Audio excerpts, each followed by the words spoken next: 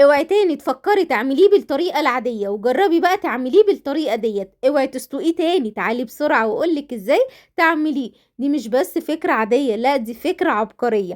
اول حاجة هحضر معايا معلقة من السمنة، بصلاية واحدة بس تكون حجمها كبير شوية ونقطعها كده مكعبات، وحباية واحدة من البطاطس، وجزراية مبشورة. هقطع الكلام ده كله واشوحه بقى على النار بالطريقة ديت. لو وصلتي معايا لحد هنا ما تنسيش تصلي على الرسول في الكومنتات عليه افضل الصلاة والسلام، وتستني للنهاية لان هتتفاجئي. بعد ما شوحت الكلام ده كله مع بعضه بالشكل دوت كده، هبدأ بقى اللي انا احط عليه حوالي كده حبايتين من الطماطم. الطماطم اللي عندي كان حجمهم صغير شوية، فقطعت كده ايه اتنين، كل واحدة 4/4. بس طبعا شلت الجزء اللي فوق. هشوح كله مع بعضه، واحضر بقى معايا كوبايتين من العدس الاصفر المغسول ومتصفي. هنزل بالعدس بقى على الخضار، واكون محضره بقى معايا شويه ميه حلوين. بس قبل ما اجهز بقى الميه، اشوح العدس كده شويه مع الخضار مع معلقه السمنه البلدي. شم ريحه الخضار كده وهو على النار. قد ايه الطريقه دي حلوه قوي ولذيذه، والطعم بيبقى في النهايه خطير. احضر بقى شويه ميه حلوين وانزل بكميه الميه كلها.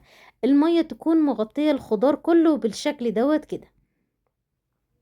هنزل اي زوايد موجودة في الجوانب، واغطي بقى الحلة واسيبه بقى على نار هادية لحد ما يستوي معايا.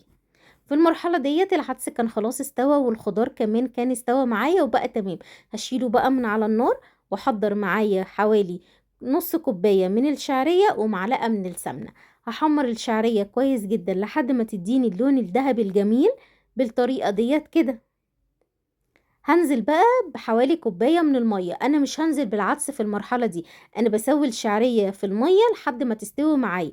لاني لو سويت الشعرية في قلب العدس هتشرب كل السوائل اللي موجودة في العدس، فهيتقل معايا قوي. لا انا مش عايزة اعمل كده، انا عايزة اسويها بحيث لما احط العدس عليها تبقى معايا العدس كده مش تقيل قوي ولذيذ. في المرحلة ديت بقى هضربه بالهاند بلندر كويس جدا، واتأكد ان كل الخضار اتضرب وبقى معايا ناعم تماما. لو مش عندي هاند بلندر هستنى عليه لحد ما يبرد شوية، واروح حطاه في شفشق الخلاط. صليتي بقى على الرسول؟ طب يلا صلي على الرسول. ومفيش في الكومنتات تسلم ايديكي يا هوبا ولا ايه؟ واكتبي لي تحت في الكومنتات لو ليكي طريقة تانية مميزة في العدس، اكتبها لي في الكومنتات عشان خاطر نعملها بنفس الطريقة اللي انت هتعمليها. بعد ما ضربت العدس كويس جدا، رجعت تاني للشعرية لقيتها استوت معايا بالشكل دوت كده. هنزل بكمية العدس كلها اللي انا ضربتها. هي مش محتاجة تتصفى ولا اي حاجة، بسم الله ما شاء الله، ناعمة معايا وكله تمام. هديله بقى تقليبة وننزل بقى بالتوابل. في المرحلة الاولانية اللي انا حطيت فيها الخضار كان ممكن احط توم، بس انا التوم هخليه في الطشة في النهاية.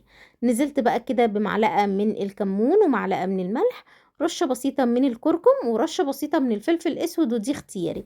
هقلب بقى كله بالشكل دوت كده. وطبعا لو تحبي تحطي اي نوع بهار تاني حطيه براحتك خالص، مفيش مشاكل. تقدري كمان تضيفي مكعب من المرقة، بس انا بحب طعم العدس كده يبقى واضح كده ومعايا. حمرت بقى هنا كده حوالي 3 فصوص من الثوم مع معلقة سمنة بلدي.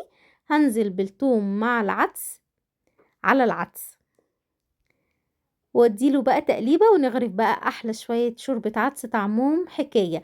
نقدر بقى يتاكلوا بالمعلقة او تحطي كمان معاه عيش كده متقطع صغير، وتبقى فتة عدس الله على الجمال.